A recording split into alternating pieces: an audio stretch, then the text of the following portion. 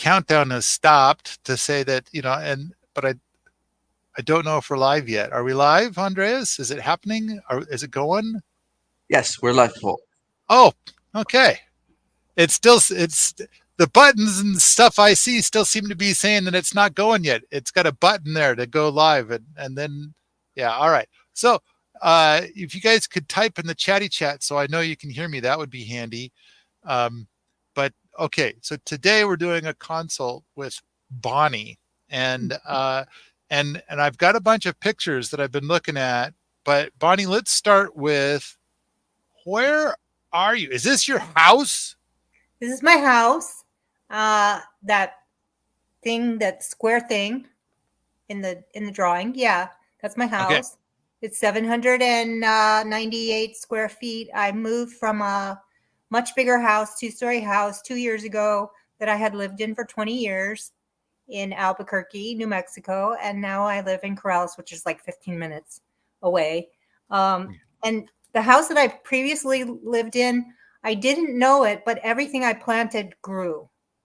So like it used to be a cow pasture, but I didn't realize that it was the soil. I thought it was me that was was able to grow. So I thought I had a green thumb.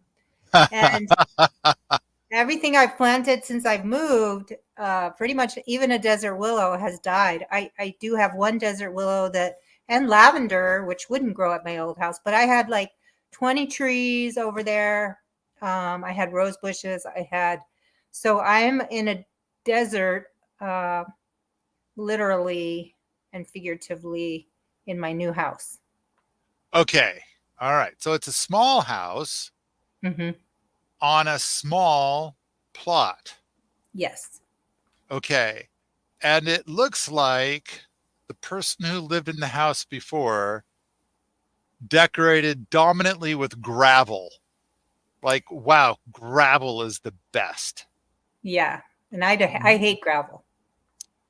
On top of that, I'd be a little concerned because it's possible that something tried to grow up through the gravel, and the previous owner used chemicals to say, no one grows up through the gravel. I mean, I'm looking at these pictures. Do you get like little growies trying to grow?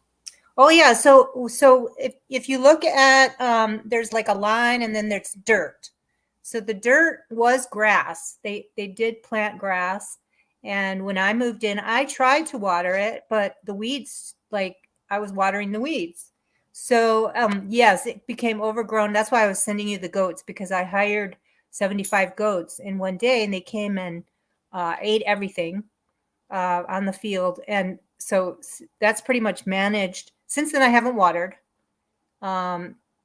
except for those 2 trees that died where you see the weeds like brown. Yeah. That was 2 trees that I planted. So the weeds grew there. But okay. Yeah, I had a ton of weeds.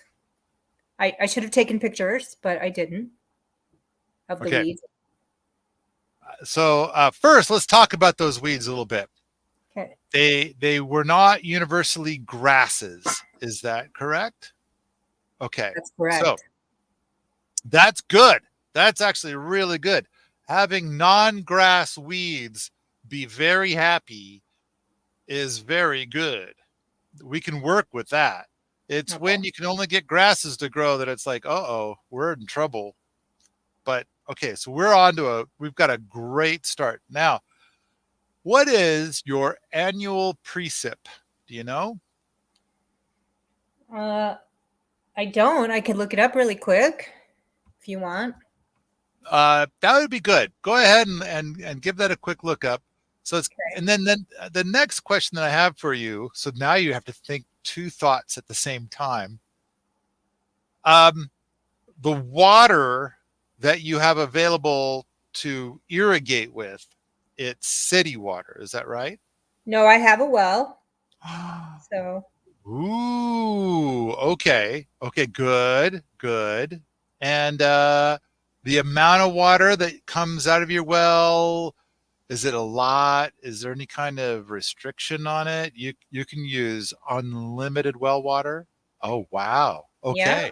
but it's not a farm well. I mean, it's not a well that's specifically built for a big farm. So just a small well. Sure. Yeah. So I mean, you got a small lot. It's not like we need some 8-inch pipe to carry water onto your small lot here, No, we but don't. Yeah. it'll fill a garden hose just great.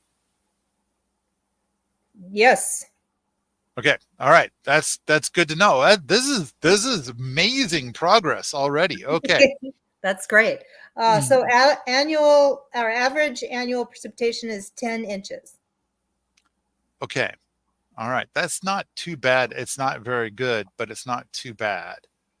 Um, Looking at the pictures, I feel like you have a little bit of wind. Is that fair?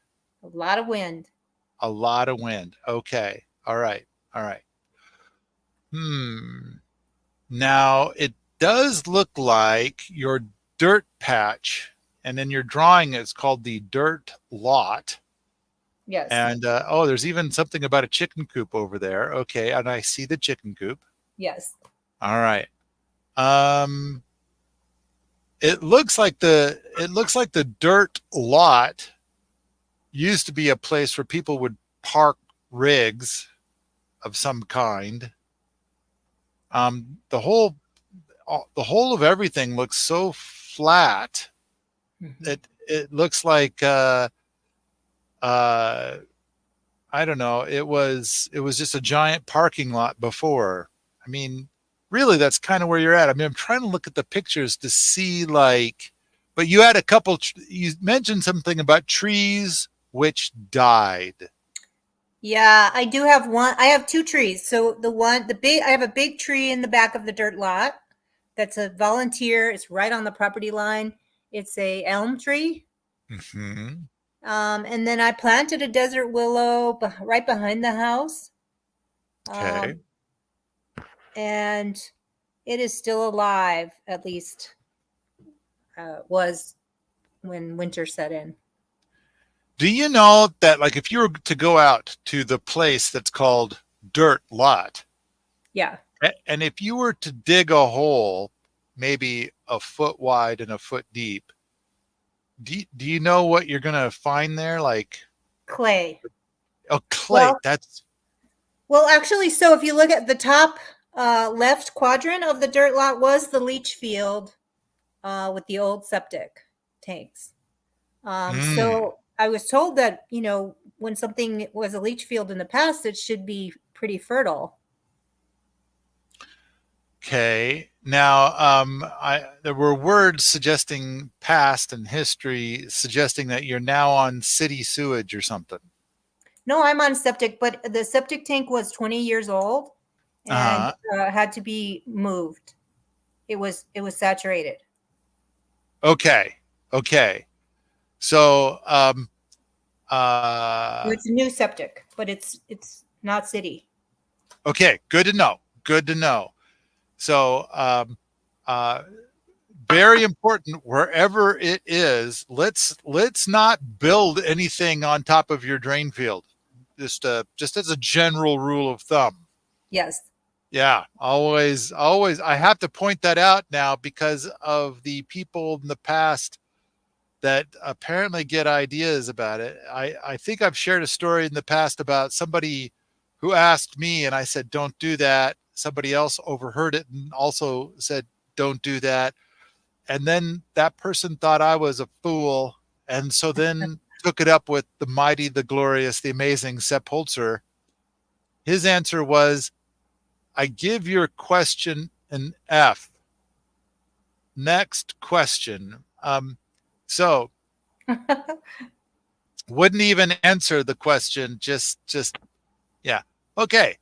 Yeah. Yeah, it's always good to point that out. But all right, So moving on.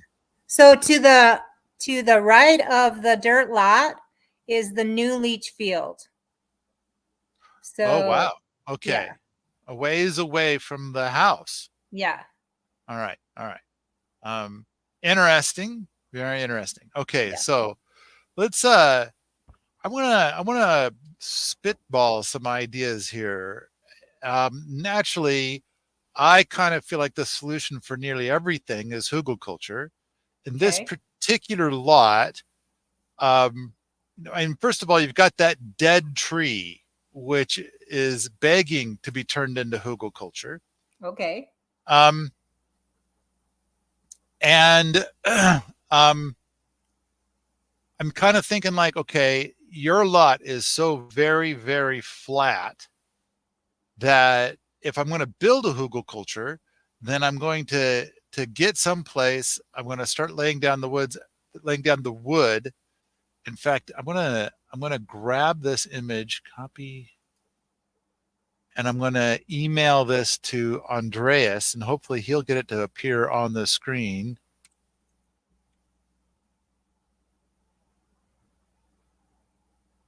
And I'm going to go back to your thing. All right. So I think that in order to be able to build hugelculture, you got to kind of map out some stuff about where your paths might be in between hugelculture stuff.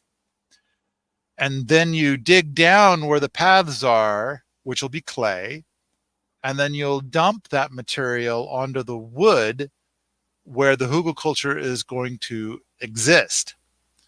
And that what'll end up happening is that you'll have these awesome hugelcultures, but you'll have these paths that'll be lower than the overall ground level in the area, which means that when it rains, and my guess is that while it doesn't rain very much there, a lot of your precip comes all at once. Yes. Is that okay? Yes. There's the image. It's looking very tiny, and here's our zoomy action. So on this image, you can kind of see the green is supposed to be kind of a lawn, and for you, there is no green. It's just dirt. but at least it kind of gives you an idea of where the flat is. And then you're going to lay some wood down where you want your hugelculture to end up. And then you're going to dig down where your path is going to be and start putting that dirt on top of the woody bits. Then once you can't see the woody bits, then you're going to add more woody bits. Then you're going to bury that until you can't see those woody bits, etc. And that's how you're going to make a hugelculture. So you end up with something that's a total of 7 feet tall, but your path went down about 3 feet, and then your hugelculture went up about 4 feet. So your paths are going to be about 3 feet deep. Now, of course, don't do anything with any of this anywhere near your drain field. So it's great that you already know where your drain field is. Now, a wonderful thing that's going to happen out of all of this is that if you do oodles of it, the wind is going to have a tough time getting down in between the hugels, which means that your very light amount of precipitation is going to stick around a fair bit. Now, what this is going to mean is that whereas if you just did a flat garden, your garden would drown whenever it would rain or whenever you would irrigate it, and it would be very difficult to get anything to grow because there's so much clay. But with the hugelculture, then all that same water is going to fill up your paths. And so you're going to want to get those muck boots, because sometimes you're going to wade out to your paths, and they may eventually turn into something resembling mosquito pits. Oh, no. And it's like there's possible ways of mitigating that, and there's lots to talk about down that road. But for the moment, let's just assume the phrase, this just really isn't happening to me, and then we'll ignore it and we'll deal with it some other day. In the meantime, everything higher than where the water is puddling is not puddling. And so it'll have sufficient drainage and your growies will be happy. The thing that I'm curious about is like how much. Now, of course, if it's if you get only 10 inches of precip and maybe you get 4 inches all in one day, and then the 4 inches will be absorbed by your hugels up above, and a little bit of it might leak out into the paths, and the paths, of course, are just filling up. That might be a good 4 to 6 inches deep until it eventually soaks into the clay below, in which case it'll only be 3 inches of splashy. And it's like, that'll be possibly tolerable considering all the other benefits that you get. It's also plausible that someday you'll make yourself a fun little pond somewhere that'll be the low spot, and the pond will dry out in a month or two. But whenever it rains, your paths will take all of that water that it accumulated and put it in your silly little pond, and maybe you'll, there's more comedy down that road. But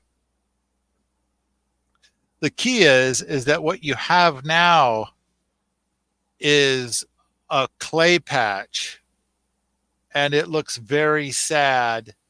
Plus, I'm talking about, you're going to build these things 7 feet tall, and it's possible you'll even want to go taller than that for reasons. Part of the reason is that as I'm looking at one of these pictures, several of these pictures, I can see the neighborhood. Yes. And it's like, I don't think that you're like setting up a picnic table out in your dirt patch and sitting there with a cup of tea so you can get a real good look at the neighborhood. Like, when it comes to aesthetics and art and beauty, I suspect that you will enjoy sitting on a picnic table gazing at a hugelculture full of growies instead of staring at the buildings in your neighborhood. Yes. Okay, well, good. I'm glad we had this chat. We're making progress. Okay. So I would say that if the hugels are only 4 feet taller than the ground level right there, I might feel a little bit like, at least on the far edges of where I do this, I might go for something more than 4 feet, just to kind of, enhance the view a little. Okay. Up to you. I mean, there's a couple of important bits. One is that if you're out there with a shovel doing this, your hugelculture ends up being less than 7 feet tall, just mysteriously. However, if you rent an excavator for a day, which might only be like $300, then suddenly all your hugels are like 14 feet tall. Wow. How did that happen? And part of it is because you'll get done building your hugels and you'll say, like, I still have 4 more hours that I've paid for this thing. And it's like, maybe I'll make them even bigger. Yeah. And then boom, baby, they're even taller and bigger, at least the ones on the outside sides. You make them even more and more beautiful. Like probably, kind of like a almost a fence. I don't know. Yeah. Yes. Almost like a fence. Okay. Now, your property looks brutally flat. Brutally. Like, yeah, there is no slope. If there's any slope, it's because you were out there with a shovel and made a slope. And so trying to design all of this in such a way to get the cold air to go away isn't going to do much for you. Now, which is another excellent question. My guess is that you do get frost there. Is that true? Oh yeah, it's very cold right now. It's 36 degrees. Well, not cold compared to where you are, but yeah. We've been in the 20s at night. Okay. What is the coldest it has ever been there in the last 10 years? Oh, it has gotten below 0. Okay. Yeah. Good to maybe know. maybe just below 0. Okay, and that's Fahrenheit, right? Yes, we're talking Fahrenheit. Okay, good. Good to know. So we should plan on frosts every year. Yes. Yeah. And we Okay. usually have a late frost every year in May or April or May. Okay. So that kills trees or fruit trees. Right. Yeah. Yeah. As frosts are known to be deadly to all kinds of growies. All right. Yeah. So, uh, um, I'm thinking that what I would like to have you do is around the perimeter of your property to make a as tall of a hugelculture as you are comfortable making. And I think that if you were to rent an excavator for a day, those hugelcultures will be even taller than if you did not. Then internally, when you make a hugelculture that is closer to your house, it's like between your house and the outermost hugelculture. That one might end up being just 7 feet tall. How far away from the house? Oh, well, I think that when I look at your house, I suspect it has a cement foundation. Mm-hmm. Um, and at the same time, I think that you want to be able to walk between your house and the nearest hugelculture. I would have to say that you would probably want your nearest hugelculture to your house to not be closer than 8 feet. Okay. All right.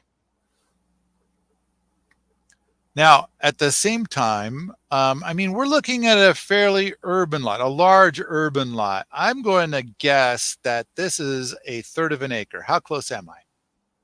It's a half an acre. Half an acre. Okay. Yeah. So, very nice. Congratulations on getting a half an acre in what looks like a relatively urban environment. And it looks like, okay, there, I see some chain link fence stuff, and that's probably kind of a parking lot thing there. I can even see a bit of a vehicle. Oh, there's a vehicle right there. There's a rig, and I if I knew more about cars, I would know what that symbol was. Is that a Mazda? Is that Yes. okay? So, all right, so that's where the cars go. I love the idea that you're going to have so many hugelcultures growing here and the tallest ones to the outside that you're going to basically delete a lot of the local buildings and you're going to make a permaculture paradise. Nice. Okay, that's where I'm starting with all of Yes. this conversation. Okay, Jeff T is asking, where is she going to get logs? Thank you, Jeff T. And it's like, well, there's that dead tree back there. I thought that's where we were going to get the logs. Yeah, but it's more like a twig. Oh, okay. I was thinking like once we hack it up that, okay, but you're thinking like, you know, because the other thing is that the hugelculture design that I just laid out is like the woody bits are only going to go in the top half, and the top half is narrower than the bottom half. And so, yeah, so excellent picture right there. So it kind of turns out to be that those logs are going to go a long ways. Okay. You know, so only a third of the wood per hugelculture is going to be used, because if we were building this from the ground up, then we would use 3 times as much wood. So that's what I was thinking was our primary thing. But if nothing else, so you've got like a half acre, I would say it's entirely plausible that you're going to pick a place to be your first half of your garden, and you're going to, and this year you'll do half a garden, and then in a year or two you will do the other half. And so in which case, if you do just half a garden and you build all the hugelcultures, you'll use the wood from that, and that might turn out to be enough. If it's not enough, I'm not quite sure what you're going to need to do for more. Definitely never put wood chips inside of a hugelculture. Okay. I see some stuff that looks like wood chips. Yeah. I wish to universally discourage people from using wood chips ever Really? for anything. Okay. I've got a bunch of different reasons. I mean, if you have a wood shop, which it looks like you don't, then it's like, oh, well, maybe some of the sawdust could be used for a mulch, provided that you don't use any glues and the stuff that has the sawdust, but you don't have a wood shop. And then the next thing is like, well, maybe you have a sawmill of your own. And it's like, if you know that the wood came from a place that doesn't have persistent herbicides, then you could do that. You could use some of the wood chips that come from your sawmill, but you don't have a sawmill. And so then it's like, well, where are you getting the wood chips? And it's like, well, I'll tell you. And it goes like this. There's a property 2 blocks away, and they hose their property down with persistent herbicides, which kills everything that's not a grass. And then the tree that was growing there died for no reason. I'm going to say this, for no reason. And it turns out that the tree is not a type of grass. So the tree took up that poison and died from the poison. And now the tree is loaded with a persistent herbicide. And so then if you take those wood chips and put them on your horticultural projects, the herbicide is still active and it will kill your growies. So there's a time and a place where you could import wood chips, but it's so complicated and it's such a long story and there's so much to talk about. Better to just like, you know what, let's just say no to wood chips. And instead, we're going to do hugelculture. We're going to do other mulches. We're going to, there's a whole, all right. I think what would be good for you to do is to take your drawing, and you need to add onto your drawing where the drain field is, because you're going to not dig there and you're not going to put a hugelculture there. Right. And so it's like, okay, so not there. Right. And then it's like, okay, where am I going to build my first hugel? So you kind of need to draw a map. And I think an important thing to do is when you draw on this about where your hugels are going to be, if you're going to go with my 7-foot theory, then each hugelculture is going to be 7 feet wide and 7 feet tall.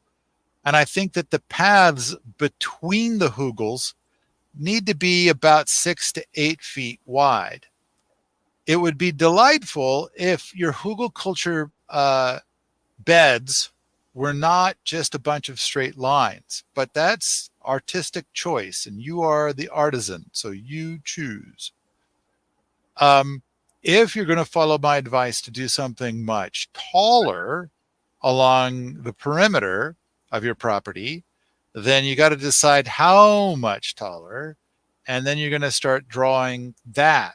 Now keep in mind that on the outside side of your property, you're going to want to be able to have a nice wide path back there for you to be able to walk. And you don't want to dig too close to the fence, because then the fence might decide to leave where it is and come and visit you for a tea party. And you don't want that. You want the fence to stay exactly where it is for a buffet of reasons. So I would say be careful that you don't dig too close to the fence, and don't build any hugelculture too close to the fence. You want a nice broad gap there. Okay. All right. So if you choose to rent an excavator, then like, why don't you plan on your exterior hugelcultures being something on the order of 12 feet tall? And maybe that's going to be 7 feet high and 5 feet low. Maybe. I'm just making this up. But you're going to need to map out where that's going to be.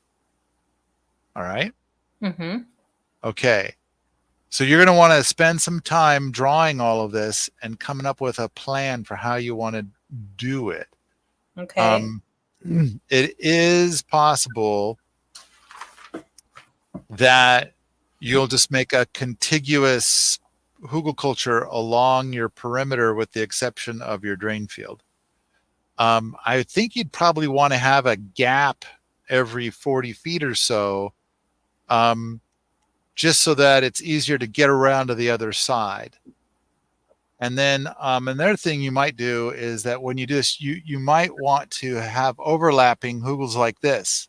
Can you see what look at my gesture that I'm making.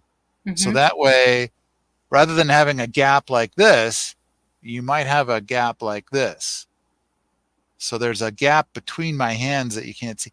Ooh, look at that, 3D. Da, da, da, da, da, da, da. Okay. You kind of see that gap? That way, if my face is a building that's in the neighborhood that you don't want to look at, see how this works? Ta-da! So you've deleted the building. Whereas if there's a gap, it's like, hello, I'm still here. So, and then you can still walk between the two in order to be able to go and get your crops from the other side and garden that other side. Okay. Now, a really fun thing about this is that by doing hugelcultures the way I've described, is that you're going to go from having a half acre of very sad land where it's very difficult to grow anything to sort of having almost an acre of land that you can grow on that's packed into your half acre. Ooh. Does that make sense? You're going to have twice as much growing space. Okay. Because you got this now, right? This is your hugelculture, and it used to be like this, but on that land you've placed this, so it has twice as much growing space as before. Ta-da! Ta-da! So much more gardening space. All right, now you have not. So usually when I do this, I call this the let's crush your dreams consultation. Yes. And you'll notice that I went ahead and gave you advice, even though you never asked me a single question or anything like that. I just jumped right in and started saying hugelculture, hugelculture, hugelculture. Now, okay. So I read your mind or something like that. You did. But okay, let's see what thoughts you have so far. Then I can properly crush your dreams. Okay. Well, so the dirt lot I had thought to make like a wild field, rewilding, flowers, grass, just leave it alone. Like it'll just grow on its own and I never have to do anything ever again. With that. And I was going to put cardboard. I was going to do cardboard mulch, bring in a bunch of manure and mulch and put it on top of the cardboard and then plant. It would still be flat. And it would still drown whenever it rained because it's so much clay. And so out of first, I gotta say, I wanna talk about how I do not like ever using cardboard or newspaper in horticultural endeavors. Okay. But to be fair to you, Sepp Holzer, Jeff Lawton, and Bill Mollison all think it's lovely and delightful to use cardboard and newspaper in horticultural endeavors. Right. Now, there is a giant thread at permies.com which talks about this topic. And there is some amazing research on why you should never use cardboard and newspaper. There's some very toxic stuff going on there. And Okay. I like the idea of moving away from toxicity. And so I can't the other argue thing, with the other thing is that it's like, oh, you're going to lay down your cardboard in order to smother the weeds that are there. that. Hmm. I think that the clay has already beat you to the punch. Things look pretty smothered already. Um, I mean, you brought in a bunch of goats, and the goats left behind some fertilizer packets. They did. Yeah, and so that's going to try to turn your clay into something resembling soil, but something which hasn't shown up in these pictures so far. What I see in the pictures is just a big lot of sad death. Yes. Maybe those weed patches get a little greener in the non-dormant season. No. No, they don't get greener? I haven't been watering, so the weeds aren't even growing. Okay. Okay. All right. All right. Well, and I'd like to get you to the point that you don't have to water. That 10 inches of precipitation will be plenty. Now, part of what we're going to try to do is like we're working with clay and wood. And what we need is soil on wood. So we're going to have to build the soil for a bit to get it to the point that you don't have to irrigate anymore. So it's going to be a few years. And so what we need is when we build a hugelculture and we get it all planted with stuff, I need you to irrigate it to keep it green and lush as long as you can, because as long as it's green and lush, it's building soil. But it is going to be dominantly clay on wood. And so until we can get that clay transformed into a type of soil. So I had a question. I lost it. I have a, okay, good. Put a pin in your question whenever you remember it, because now I want to make whiny sounds about your manure plans. Okay. All right. The manure, is it from animals that will be sold as organic, like whatever their thing is? It's organic. Grass. You mean like grass-fed animals, or that what I you're talking mean, more than grass-fed, organic, about? So because yeah. it could be grass-fed, but if it basically those persistent herbicides, the cow eats it and poops out manure with persistent herbicides. And then you go and you put that on your growies, and all your growies die. And Right. which seems to be the opposite of what you're shooting for here. And so I kind of feel like, what I want to encourage everybody to do is to grow their own manures. And so, what can you grow there that just does so great that you don't care about, that you can go and cut it all down and then go and lay that on your stuff instead of manure? So, for example, something you could try on your clay would be like field peas. Probably won't do good. You might try buckwheat, but I'm not yet. The thing is that you want to probably try a dozen different things to find out what does well on your flat clay in your area.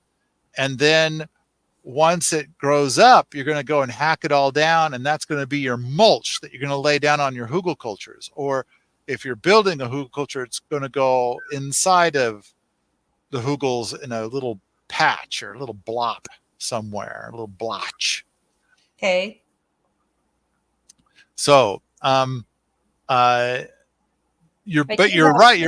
Your instinct is correct, because looking at this, it looks like what you have right now is dirt.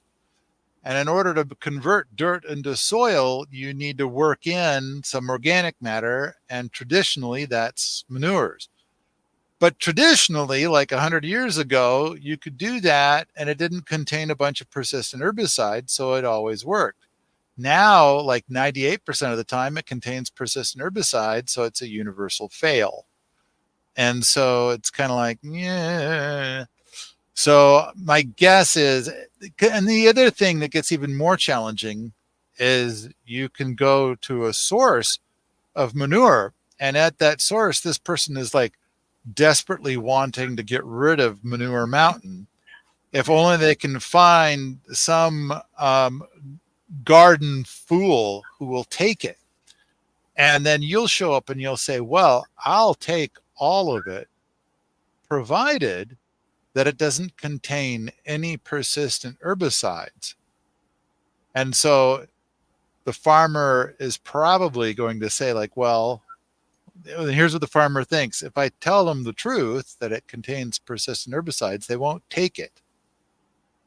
And if I lie to them, they'll take it. All their garden will die, but that's their problem, not my problem. Right. And so now we've gotten into this ethics conversation with this farmer.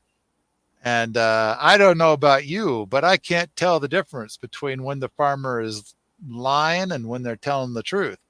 On the other hand, a thing that we've done several times, which could be like, it could go like this. Well, I am very concerned. I'm going to put all this manure on my lawn, and I'm very concerned about bringing in weed seeds. How do I know this manure doesn't just contain a billion weed seeds? And now you're going to probably get the exact information that you need. Either the farmer's going to say, like, oh, well, there's persistent herbicides in there, so all of the weeds are dead. They've all been killed. Okay. Or the farmer's going to say, like, well, I was really hoping to get rid of this, but it's loaded with weed seeds because we don't use any herbs. So now you might find that you got the answer you looked for. So that's a possible strategy. All right. So here I am, thoroughly crushing all your dreams. What other ridiculous things do you want to suggest that I could crush? I just wanted to say I came with my dreams crushed. So it's, because I have no idea what to do about this. But I do want to say I do have chicken manure. I don't know if that's any good because the chicken coop used to have chickens. The manure is like 2 years old. I haven't cleaned it out. I could spread it all over. Well, let's talk about that for a sec. Let's talk about, let me crush those dreams as well. Okay, great. So, do you know what the chickens were fed? Do you know if it was organic? Nope. Don't know. All right. Well, chances are it was not organic. And now persistent herbicides are a broadleaf herbicide, which means it'll kill everything but grass. Mm-hmm. And chances are those chickens were fed grain, and grain grows on grass. Right. And a lot of times when growing grass and you're not restricted by organic stuff, you tend to use persistent herbicides. So that way you're growing just the grain and not other things. So chances are, and the next part of it is the half-life of the persistent herbicide is 7 to 11 years. Mm. So you could roll those dice and see, but I know I don't want to. Now, on the other hand, you could go and plant a bunch of stuff in there just for giggles. And then if you plant, like, peas are very popular to try. And so if you plant peas and they're sad, well, that kind of confirmed that. On the other hand, if the peas grow, the problem is that it's not like you have a patch next to it that's a bunch of organic manure. to see whether the peas did better on the organic manure than on the old chicken manure in that old chicken coop. So I don't know. This is a kind of a complicated thing. But, if you tried to grow stuff there and the peas either came out stunted or they wouldn't grow at all, I think you've got an answer. It's terrible. On the other hand, it's possible that the peas will grow and they are stunted, but you don't know that they're stunted. And they're actually thriving on the manure while simultaneously being stunted by the poisons. It's tough to tell. Then you probably have this thought of like, can't you take a sample of it and send it off to a laboratory where they, say, and it's like, well, it's kind of complicated because you're looking for parts per million, which is a difficult test. And then the people who made the parts per million stuff, it finally got banned because it's such a problem. And then they came out with a new product that's better. And the way that it's better is that it's effective at parts per billion. It's even harder to detect. And because it's harder to detect, it ends up going to these tests, and the tests come back and it's like, well, we couldn't find any. And it's like, there you go. See, we're all good. We're all happy here. And so it's a more elusive kind of a poison. Wow. Ta-da. So getting Thanks for that. Yeah. Getting a test like that is difficult. So. Okay. Well, I would like to have some big trees. And okay. I love your love of big trees. Okay. I do love big trees with fruit. Please tell me you're thinking of apples. That's Yes. my favorite. Okay. I had a Granny Smith apple tree in my other house, and I could feed the whole neighborhood. I think that that is a big I think the definition of permaculture could almost be a giant apple tree that nobody cares for, and it just produces immense amounts of food every year without care. I think that could be a definition of permaculture. And so naturally, I encourage you to grow this tree, and many of them really. I would say that when you're planting these trees, that you're going to end up with this hugelculture that's going to either be like one side is facing east and one side is facing west, or maybe another one's going to be one side is facing north and one side is facing south. I would say about a foot up on a north facing slope would be a great spot to plant apple seeds. And so maybe you would have fruit from your old tree, or maybe there's other apples that you get and you'll keep the seeds and you'll plant those. Now, the thing is that if you start an apple from seed, if you start an apple tree from seed, you get the taproot. Now, granted, you got a little bit of a problem. The taproot's going to go down. It's going to hit a whole bunch of clay. And it's like, clay isn't really super great. But it'll anchor the tree really well. And it's possible that it could worm its way down. Now, do you know you've got a well? You mentioned your well. Mm-hmm. Do you know how deep of a well that is? I don't. Okay. All right. I mean, I probably do because I had it inspected, but I don't remember. Okay. Fine. Okay. I don't suppose. Okay. So you don't know if it's 500 feet deep or 20 feet deep. I don't. Okay. All right. Fair. Let's pretend, just for giggles, it's 20 feet deep, just for funsies, in which case it's possible that if you started an apple tree from seed, that taproot might eventually find that groundwater. And because it found it and it's bringing it up and it's sharing it with all your neighbors, then you have done one thing that could potentially eliminate the need for irrigation. Okay, So, say that again. I really didn't get that.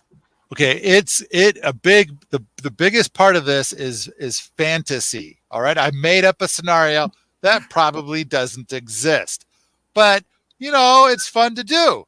So it goes like this: what if there is like the water table is just 20 feet down below the surface? Okay. It probably isn't. It's probably much deeper than that. But for funsies, I kind of came up with this scenario where it's only, in which case a taproot from an apple tree could work its way down there and find that water table. And once it does, then it will bring water up from that water table, and then it'll share that water with its neighbors through root exudates. And so everything around it gets a little bit of juicy because that taproot found the water table. That's a lot of ifs. And so, but it's a fun thought to have. All I'm saying is that if you transplant an apple tree, you don't get to have the taproot. And so, but if you start your apple tree from seed, you do get to have the taproot. And and granted, there's a lot of people that are going to then say a thing where they're going to say like, well, an apple tree never grows true to parent. And my response to that is, neither do you. So Bonnie, I imagine you're a little bit like your mom and a little bit like your dad, but you're not an exact copy of your mom. And Thank it's you. like, and yet you're still a useful person.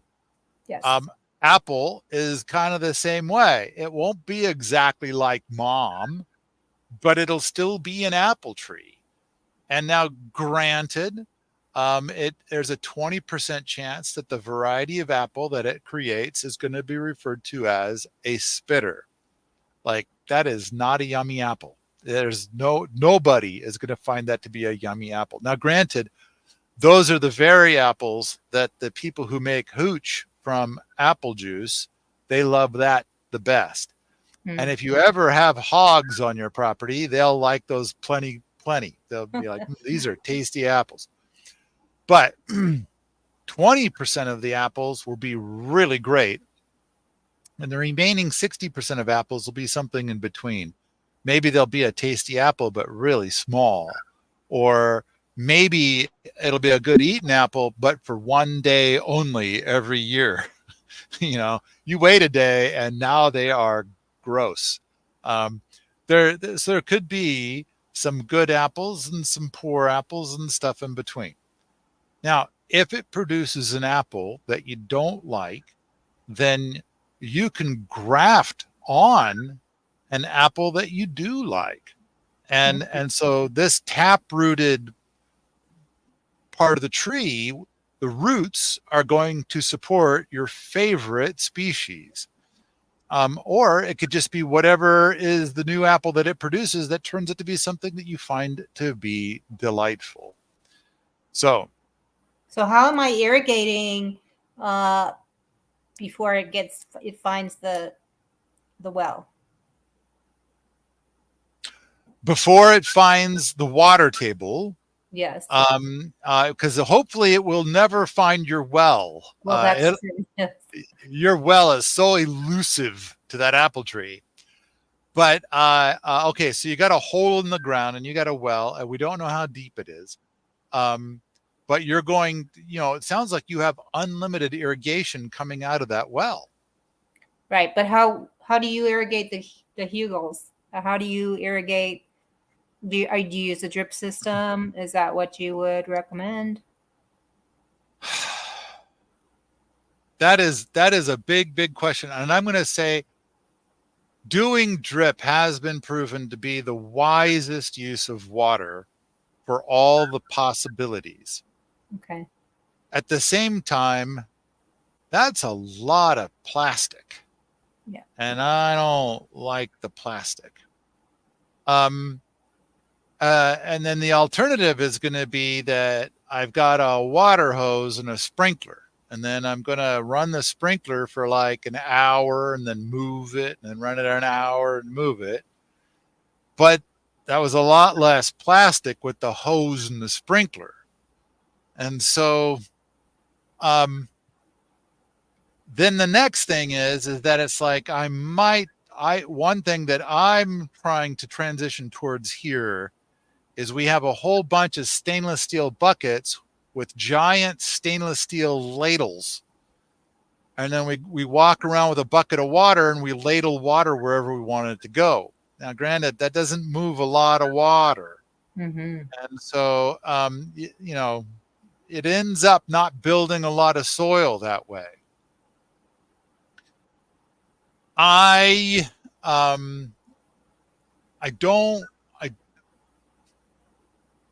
use the hose and the sprinkler right now. Now, granted, for years we had very limited water here. Yeah. And so we did a bunch of different things that were very, and we, soil was built very slowly because the water was being rationed out. Last year we put in a well and now we have unlimited water. And so we've been firing up those hoses and sprinklers and running them for a couple of hours in each spot. And everything has gone boom, and it's loving it. And we're building the soil. And the idea is once the soil is built sufficiently, we won't irrigate anymore. Okay. Now we have more precipitation than you do. And so we do things differently.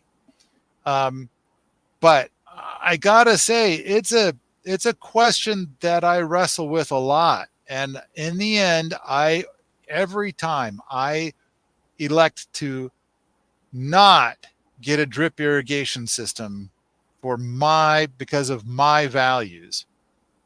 Okay. And I kind of feel like eventually we might get to the point that we're not using any irrigation. And then what I'm going to do is that I'm going to use my stainless steel bucket with my ladle just for when I'm planting some brand new seeds, or, it's like those things haven't gotten their roots down deep enough yet to get to all the good hugely bits.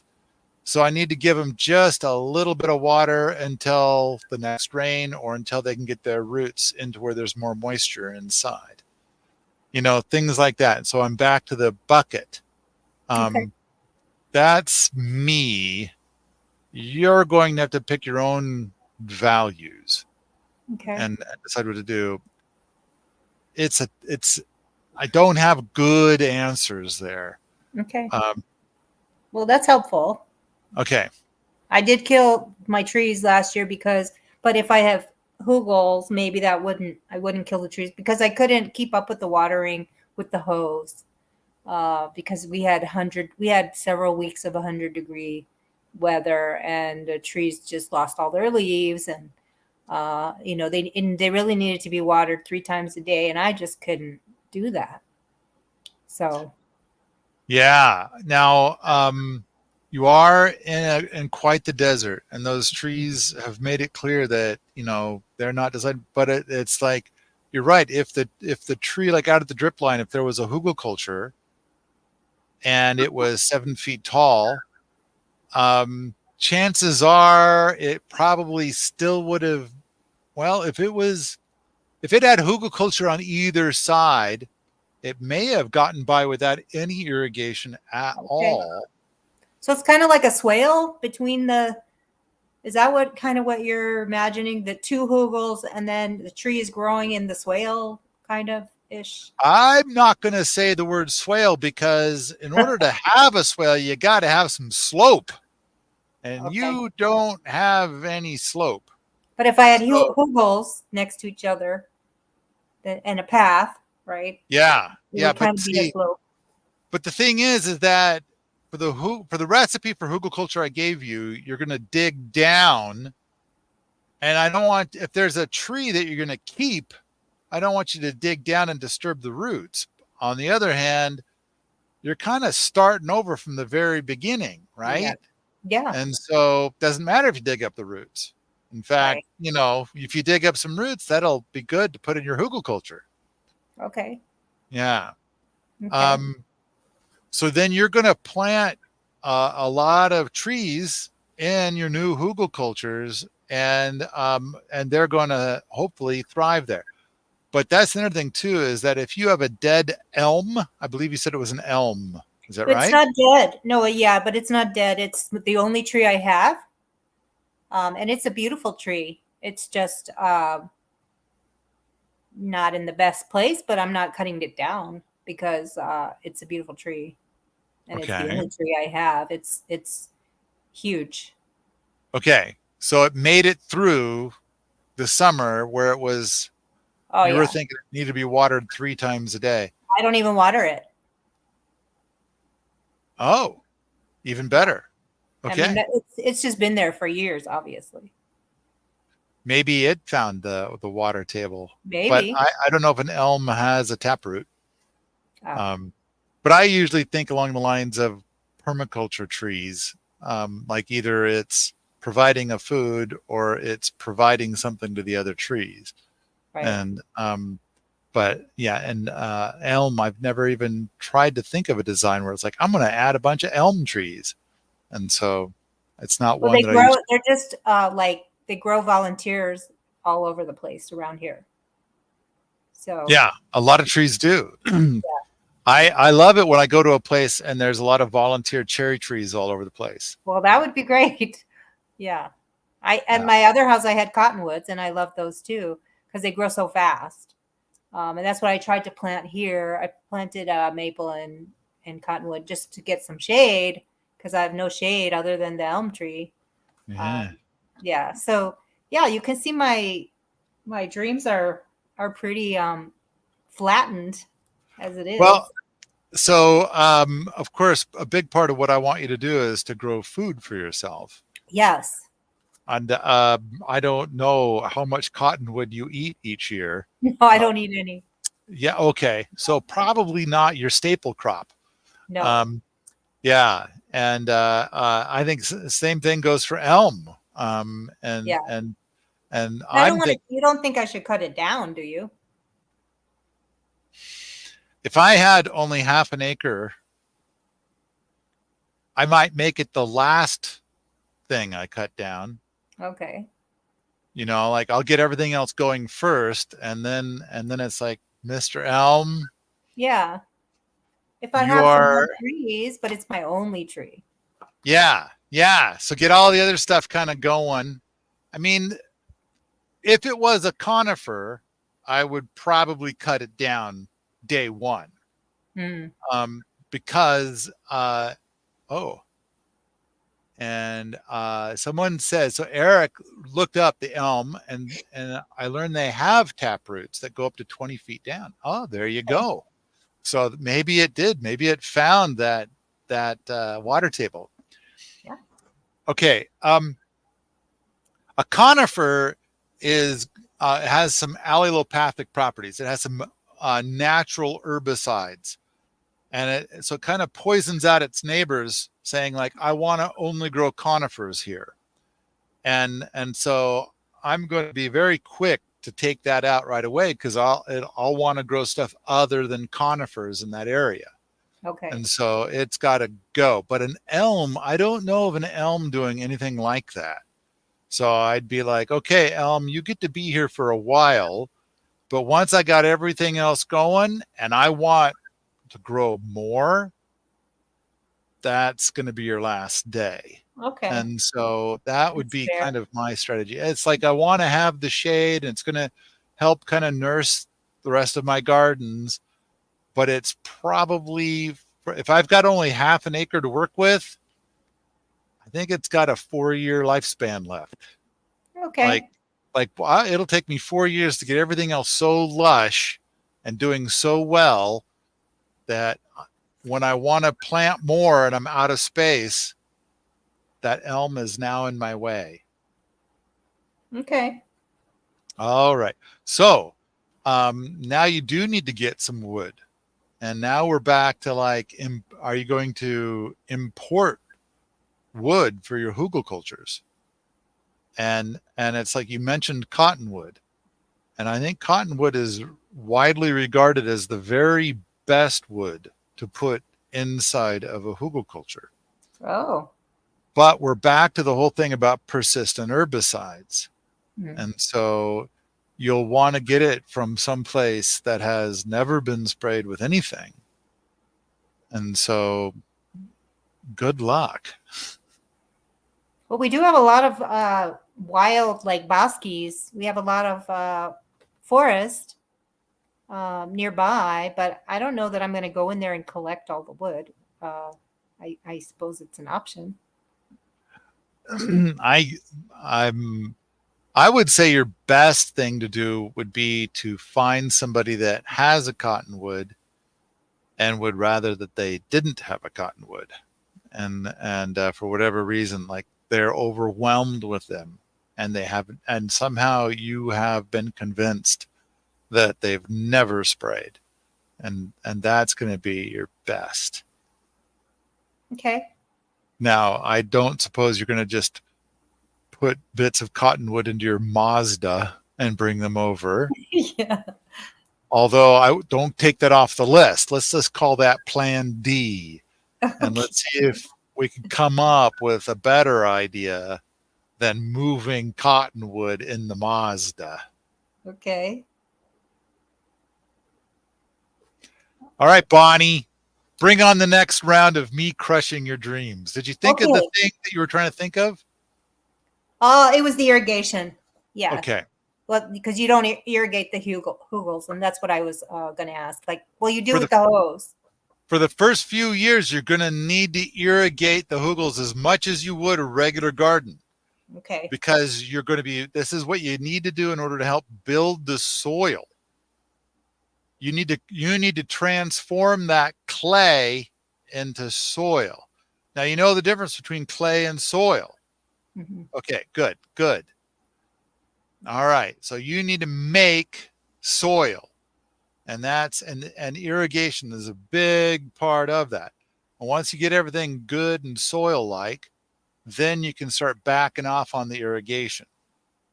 So what about hay or the hay thing? We're back to the persistent herbicides. I mean, okay. Ruth Stout gardening was probably the best type of gardening that ever existed, where it's all about laying down the hay as a thick mulch.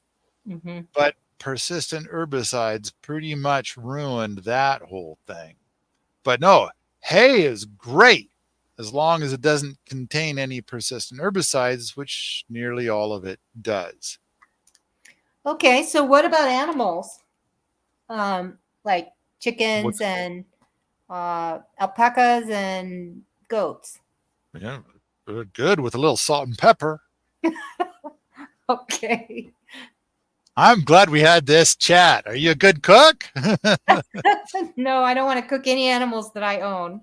Oh, okay. All right. So you want them to be more of a decorative item. No, I want them to eat the weeds, and I want them to give me eggs.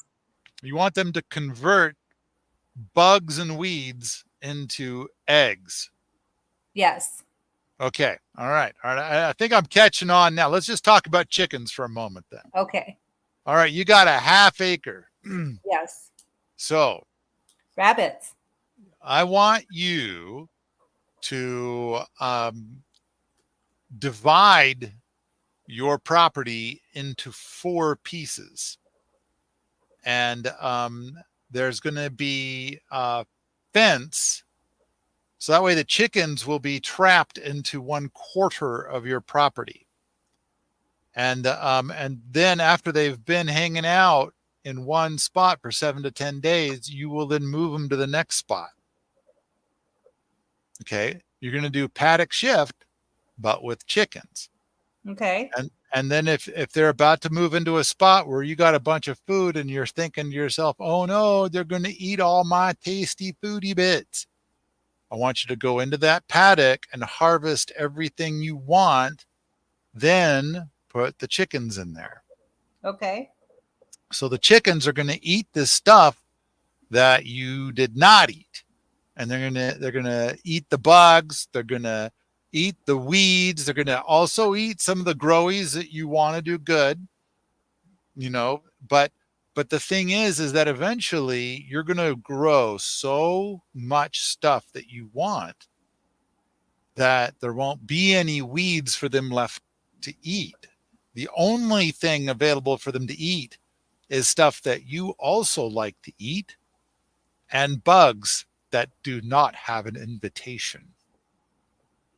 And Okay. so they'll go in and they'll eat all that stuff. And so basically, you'll be growing a bunch of stuff that's going to be food that both you and the chickens enjoy. But I want you to do it as a paddock shift system. I want you to make it so that most spots can rest for 28 days, 30 days in between visits from the chickens. Okay. All right. I'm glad we had this chat. Now, half an acre seems a bit small for hogs and cattle. Okay. And I think you said goats. And are you thinking of like milking them or something? Is that it? I was just thinking for the weeds. Okay. I'm not going to have any weeds, you're saying. I mean, a half an acre, first of all, I want to state that with a quarter of an acre, that if you were to work the land 40 hours a week and do that for 10 years using permaculture techniques, that at the end of 10 years and continuing to work on it 40 hours a week, you would grow enough food to feed yourself year round. You would grow 100% of your food needs on a quarter of an acre. However, I like the idea that you're going to do the exact same thing with an acre, because then it'll be a lot easier. It'll be like, I don't know, less than 5% of the effort. Like eventually you'll get it to the point that it pumps out plenty of food for you to eat, and it's not nearly the work. You have half an acre. Mm-hmm. So you're going to be kind of in between the two. Only 20 hours a week. Well, my guess is that you're probably going to go for the effort plan that comes with the 1 acre package, and then you're still going to go to the store to buy some of your food. That's my guess is what you're going to end up doing. I mean, you could push it if you wanted to. That'd be cool if you could do it. But what a lot of people do is they cheat and they import a bunch of stuff, and so that they'll import 10 million calories of stuff in order to generate 1 million calories of food. Mm. So like there's all these famous places where it's like, oh, I grew all this food on 1/10 of an acre. And it's like, and then here's the semi trucks of manure that I brought in to pull it off. And it's kind of like, yeah, I think you lost all your coupons when you imported all that manure. So I want you to get to the point where you don't have to import stuff and you don't have to do all this work and you don't have to do all these things. But it's like, okay, eventually your gardens will be so packed with what you want to grow there that the weeds are kind of drowned out by the things that you want to grow. I mean, let's imagine for a moment that you have packed like you've got a full canopy of fruit trees. There's just oodles of fruit trees, and they were all started from seed, so they all have this taproot. And they found the water table. And now some weed in your area that your neighbor has just got a skillion of tries to set up shop underneath this fruit tree where it gets no light. Mm-hmm. How well does the weed perform now? The weed in your neighbor's yard is doing great because it has no competition and it's learned how to cope with deserty clay conditions. And but you've made soil. You've got this whole different environment, and it is not optimized for that environment. It Mm-hmm. doesn't compete well, so it does poorly. Anyway, so now you kind of don't really. So you're going to get to a point where weeds are less of a problem. Here at my place, when I first arrived, knapweed was everywhere. And now within 100 feet of the house, you'd be hard pressed to find any knapweed. On any of our growing beds, on the hugelcultures, I don't believe I've seen knapweed in years. Okay. And yet the place was just packed with it before. So sure, you want your chickens to go in there and eat those weeds that are pissing you off today. But I like to think that you're going to get to the point that you're growing food that both you and the chickens like. So for example, sunchokes. You'll grow a lot of sunchokes. And then you'll go in there before the chickens come into a paddock and you'll harvest a couple pounds, maybe 10 pounds of sunchokes. And then the chickens will come in behind you and they'll find 2 or 3 more pounds of sunchokes. And they'll peck the hell out of them, leaving them to rot, which means they'll come back in a month and they'll finish it up. But whatever it is that you grow that they like, they'll come and they'll eat some of that too. But you've got so much food you're growing, that's perfectly fine, and you do like those eggs. Mm-hmm. So I've heard a rumor, but you like eggs. I do like the eggs. I need the eggs. So what about the gravel? What would you suggest I do with that area? I kind of feel like the gravel's going to take care of itself in a way, and it's gonna go like this. You're going to have these other places where you're going to build your hugelcultures to start with, right? Mm-hmm. And you're going to do like half of your property as a bunch of big ass hugelcultures, and then if you're like every other gardener on the planet, it's like your garden just gets bigger and bigger every year. And it's the fault of the nursery down the road because they got so many more things to sell that you just see and you're like, ooh, or the seed catalog arrives and your eyes are bigger than your garden space. And so it's like you now have built some hugelcultures, you know how it works and you know how much you like it now. And suddenly hugelcultures start to appear where there's been gravel. Okay. Now, granted, gravel is on top of that clay. You got to have the gravel or else you're just sliding in with your car. Yeah. And when you walk around outside, you're just sliding around. Now, I'm going to speculate. Watch me activate pretend mode.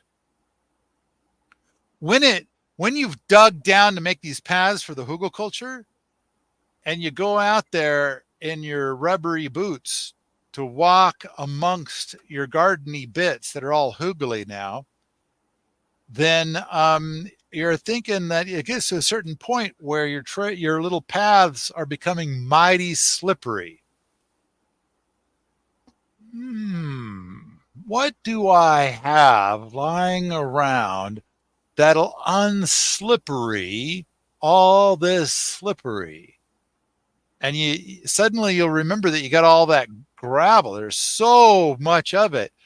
And if you go and you just kind of scrape a bunch of it up and put it into a bucket and dump it where your slippery path is, suddenly your path is a lot less slippery. Mm. So that might happen. And then you've got like enough gravel laid down so you could park a fleet of a dozen rigs. And it turns out you just got that one Mazda rig. And it's like, so in which case, suddenly right about there, up pops a giant hugelculture. but you pulled all the gravel aside, and once your new paths showed up, you dumped all your gravel back into those paths. Maybe, possibly. I could be wrong. It's just me pretending stuff. Yeah, no, I like your imagination there. It's great. Good stuff. I do have a dog. That's one reason I put all those wood chips, because when I first moved in, it rained like the day I moved in, like nonstop, and there was incredible amount of mud, and so I just brought in tons of wood chips, and they're just from like the city people. Just, I'm sure there's tons of bad stuff in them. I know, but Okay. I was like, I couldn't live here if I had to like deal with constant mud. So I had to do something. But now that I know, I would definitely seek out better sources of wood chips. Okay. All right. All right. So let's see. I mean, first of all, I don't want you to use wood chips ever. At all, yeah. I mean, but in an emergency, like mud emergency. Okay. So I remember in the 90s, I had a neighbor, and he had a little wood shop. And I told him I didn't want any, I wanted sawdust, but I don't want sawdust that has glue in it. So he was paying to have all his sawdust hauled away as garbage. And so then he started doing his stuff, so that sometimes with glue and sometimes without glue. And then anything that was without glue, he gave it to me. So suddenly I had this beautiful mulch. Mm-hmm. Now, in your case, let's suppose that you've got a couple garbage cans that are just full to the top of sawdust or wood chips that came from not a chipper, but from something, and you know its story, you know how clean and delightful it is. Mm-hmm. Then A, I would never use it on a path. B, it makes a delightful mulch. And C, your dog gives you a present almost every day, a little fertilizer packet for your garden. Yes. And places it right there. And I'm suggesting put a little pile of sawdust on that, rather than like other people, they like put on a plastic bag and they go and they grab it. And it's like, yuck. Well, but I didn't think you could use dog poop as manure, because Why it not? burns the plants. Oh, all the manures burn the plants. Yeah, but it has to. So when you buy manure, you buy aged manure. Like in my case, how long do I need to age my dog poop?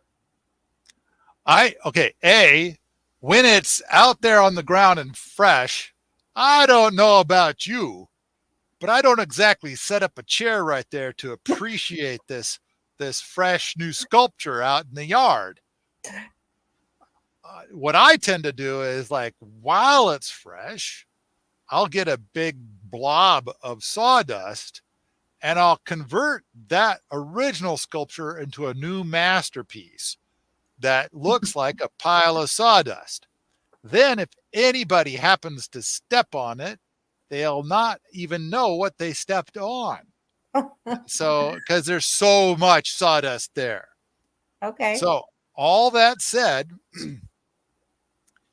with the sawdust, and if you've got hugels in the area and stuff like that, suddenly you have all these earthworms, and those earthworms find that little sculpture underneath the sawdust, and they take it away rather quickly. Now, that kind of brings up a new topic, and that is going to be, now, if you've got chickens there and you got some kitchen scraps, naturally, you're going to give the kitchen scraps to the chickens. But my understanding is that right now, you do not have chickens. I do not. And so what I want you to learn about, in fact, I got a video up on the YouTubes. I want you to learn about Ruth Stout composting. And earlier we were talking about Ruth Stout's techniques were the very best. And when it comes to composting, I agree. Now I can spend about 3 hours talking about just this, but the Okay. short version goes like this. You got a little bucket inside, you fill it up with your kitchen scraps, and while you're filling it up, you might throw a little sawdust on it from time to time to keep the odors down and whatnot, or to make it a little less unsightly maybe. And then you're going to take this bucket outside and you got a magic spot. Maybe it's at this time, because you got nothing else going on, it's kind of under the elm tree. And you're going to just go splort. And now all that stuff is sitting in a gross little, and then you're going to cover that with sawdust. And you're going to cover it with plenty of sawdust so that you don't even know what the hell is up with that sawdust pile out there. And it's like, I got magic going on right there. Now, I'm suggesting under the elm tree, so that way the elm tree might take some of that up, as opposed to doing it away from the elm tree, which is just clay, and it's going to be gross. But under the elm tree, there's a chance that there could be some earthworms and other soil life that might do something with what you just put out there.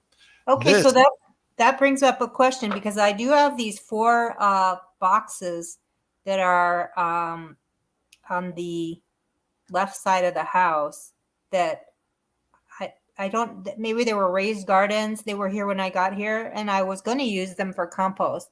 But you're saying the sawdust method, I don't have to turn it. I don't have to do anything with it.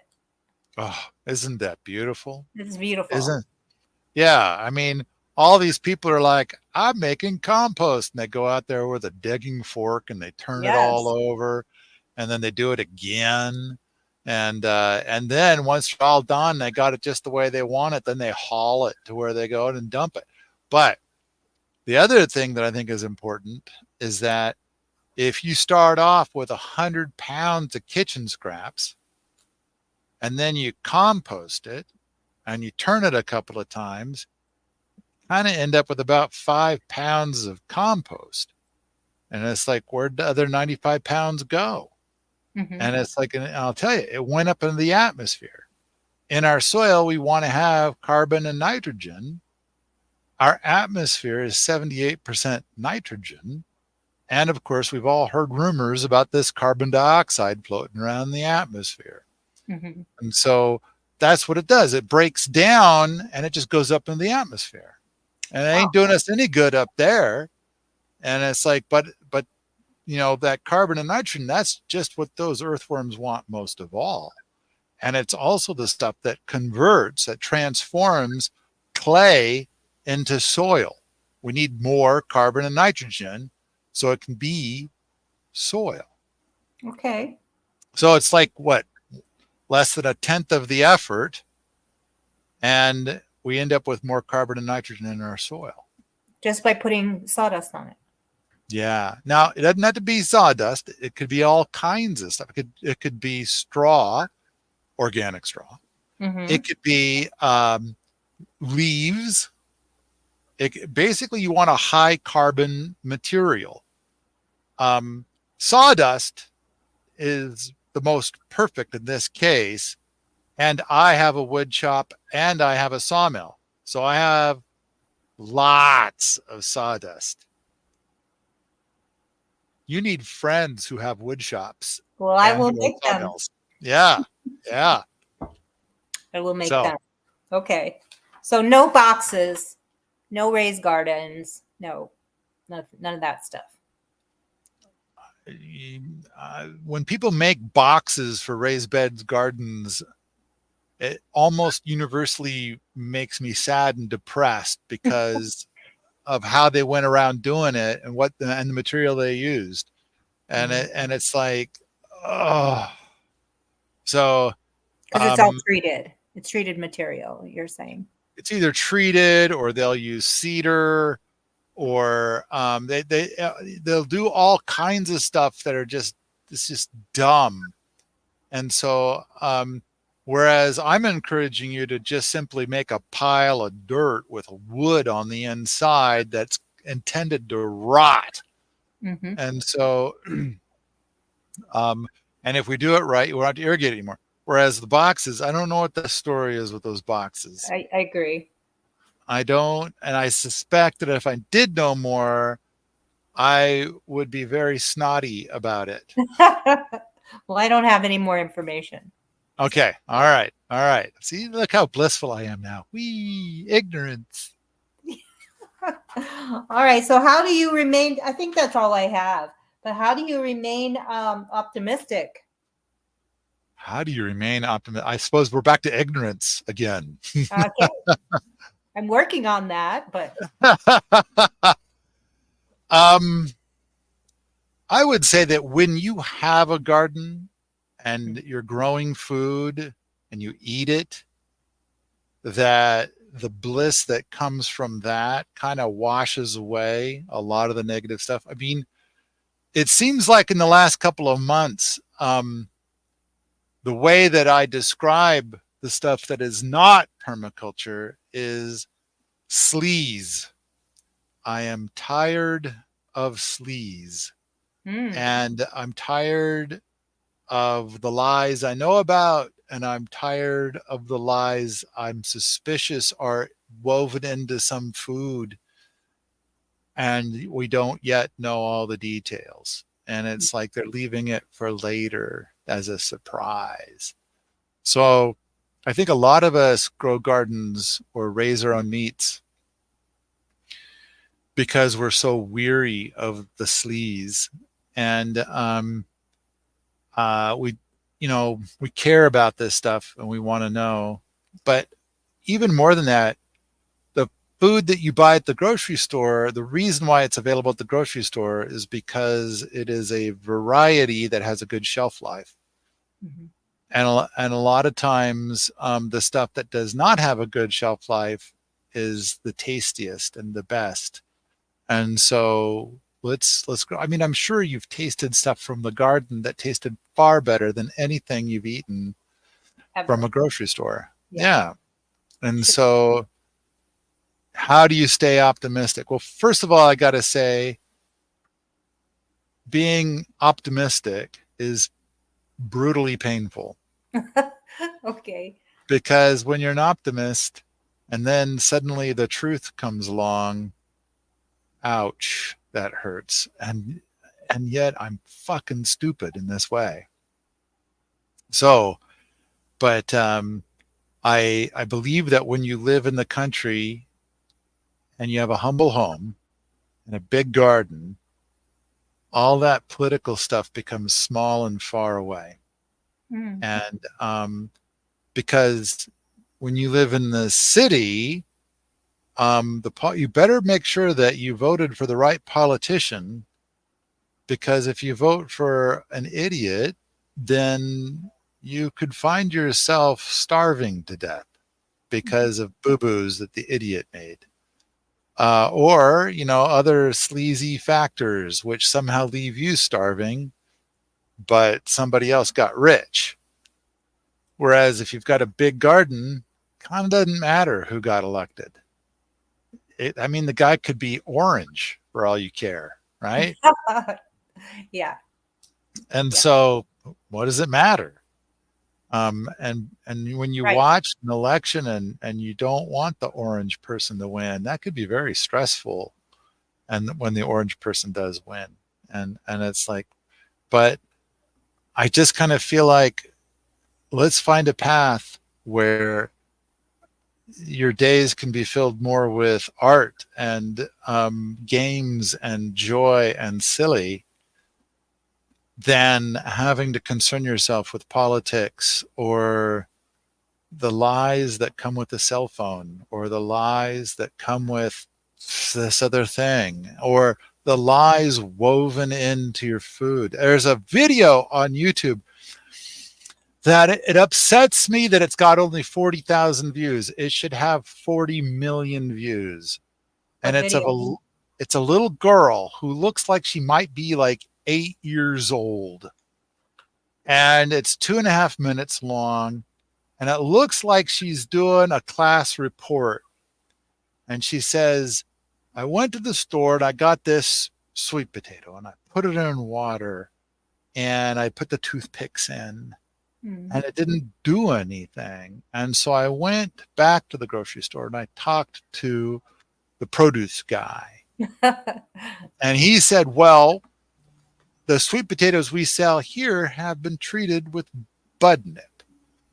And the bud nip goes through the sweet potato, so you can't like wash it off, but people don't want to buy sweet potatoes that have all these roots coming out of it. So it's the bud nip keeps it from doing that.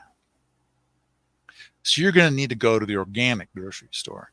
So she goes to the organic grocery store and she gets another sweet potato and she tries it again. And this time it does start to do stuff, but it's pretty pathetic. And so she goes back and she talks to the produce guy.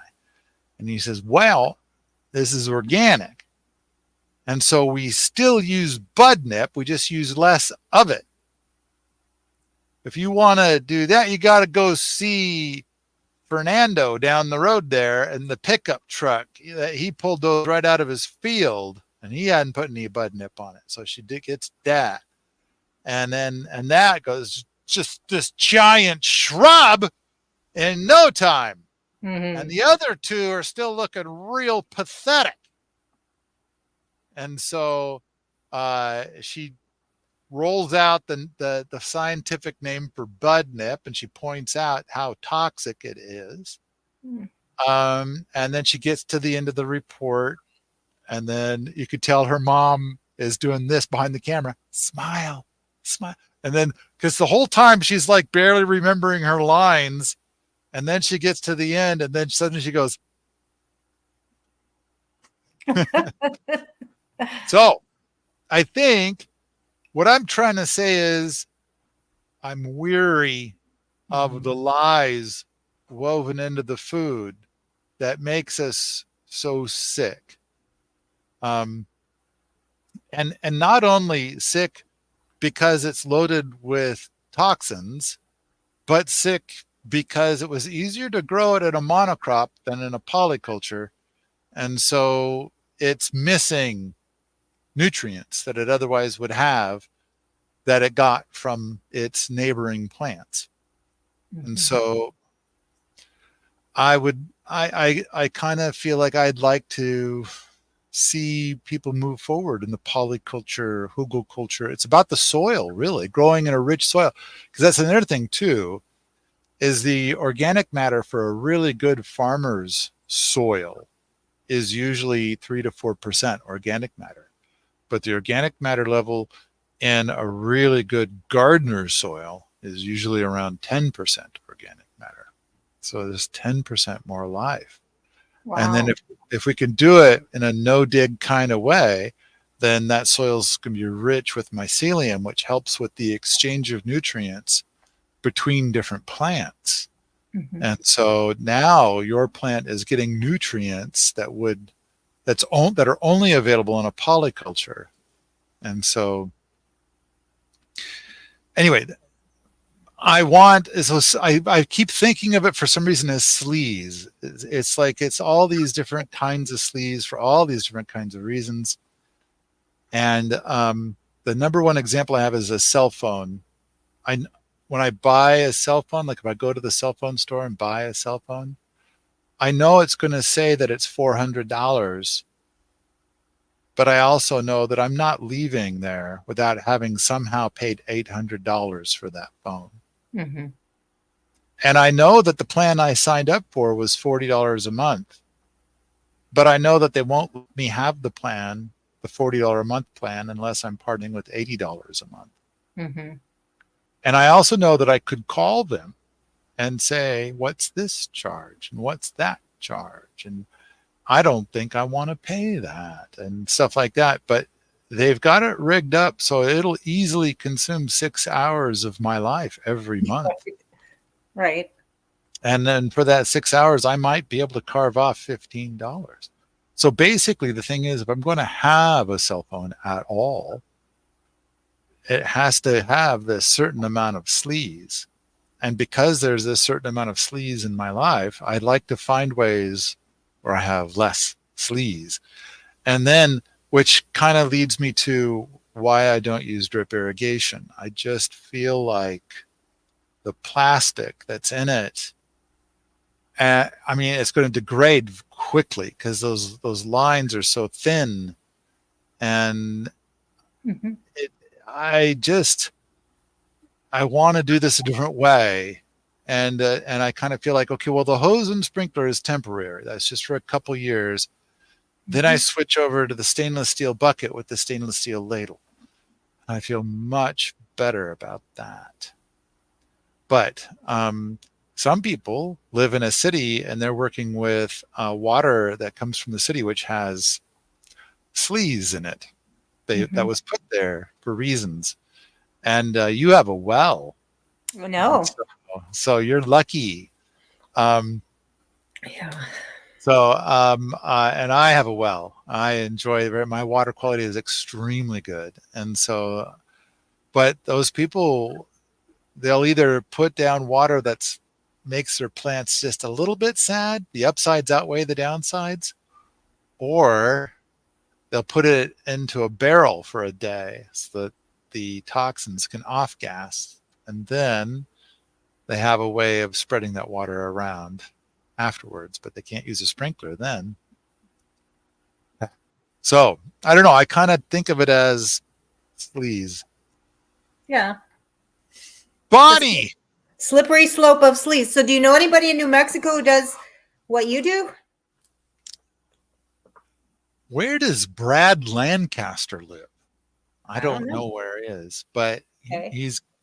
I haven't even read his books, but I know his books exist, and I and I I feel bad that I don't know his stuff better, but I believe he might be in your area.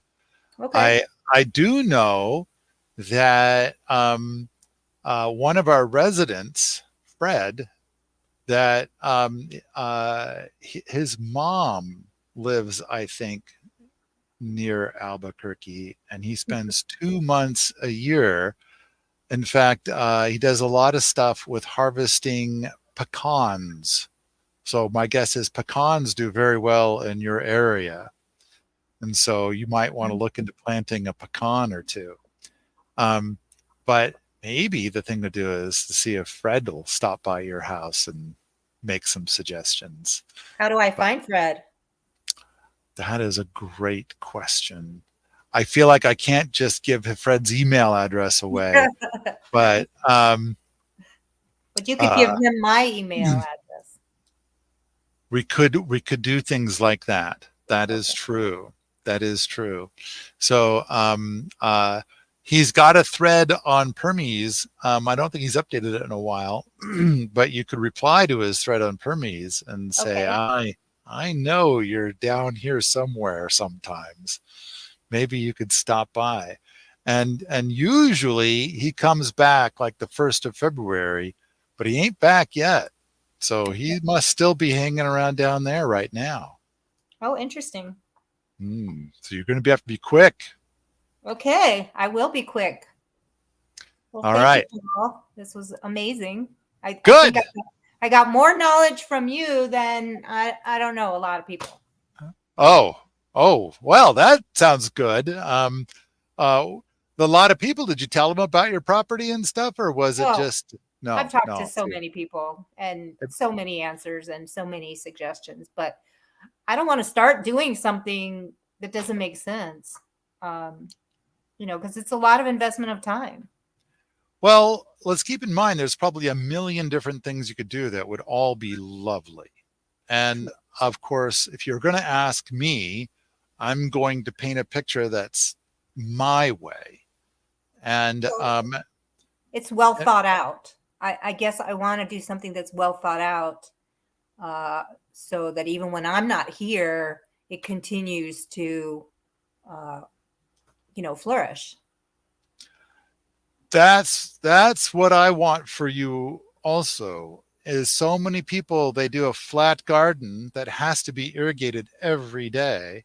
Yeah. And then if they have to go away for 4 days, then they hire the neighbor kid to kill their garden while they're away. Right. And it's like, I want you to grow things in such a way that you could leave for a month and everything will be fine. I want a And no maintenance garden.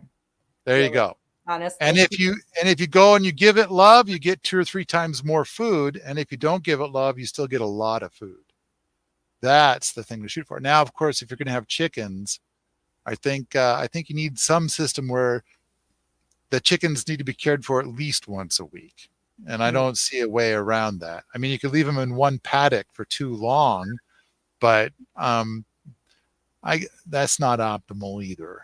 I don't think it's good for the chickens to leave them in one spot so long. Okay. And we have coyotes, so yeah, they have to be looked after. Yeah. You might want to look into getting a livestock guardian dog. Although half an acre is a bit small for a livestock guardian dog. Oh, So, that's an interesting idea. yeah, half acre, that's probably too small. Okay. I'll research But it. yeah, maybe a good stout fence then. All right. Okay. All right. Thank you. Thanks, Bonnie. Bye. Thank you, Andres. Bye.